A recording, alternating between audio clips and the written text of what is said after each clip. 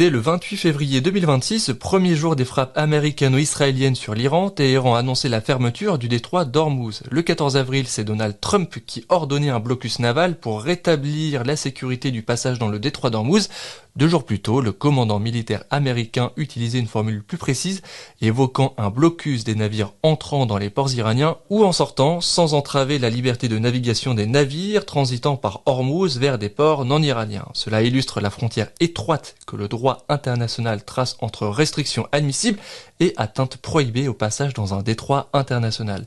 Le détroit d'Ormuz est un point de passage stratégique majeur pour l'énergie, avec près de 20 millions de barils de pétrole par jour, mais aussi pour la sécurité alimentaire, importation de céréales, de riz, d'huile végétale, engrais, etc.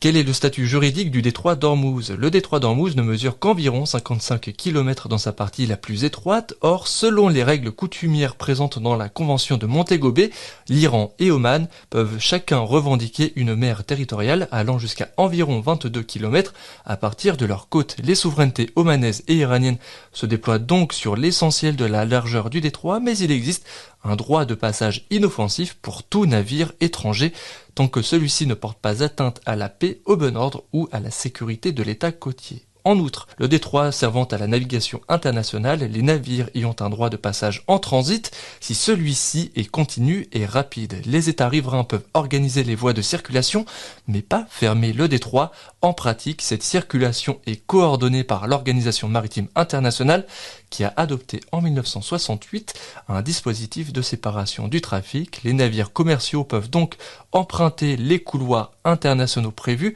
notamment du côté omanais, sous réserve du respect du dispositif. Alors, à quelles conditions un blocus du détroit pourrait-il être considéré comme licite? Plusieurs organes principaux de l'ONU ont condamné les entraves à la navigation, qu'elles soient imputables aux États-Unis ou à l'Iran, sur le fondement des règles précitées et indépendamment du fait que ces États soient ou non partis à la Convention sur le droit de la mer.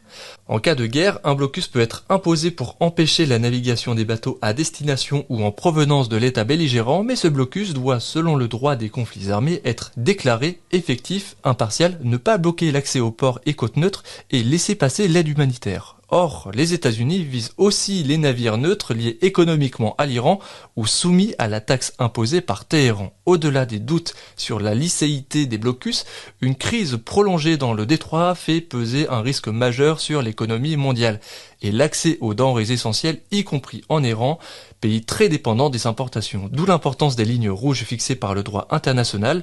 Une fermeture totale du détroit demeure proscrite et tout blocus ciblé ne peut être admis que s'il reste strict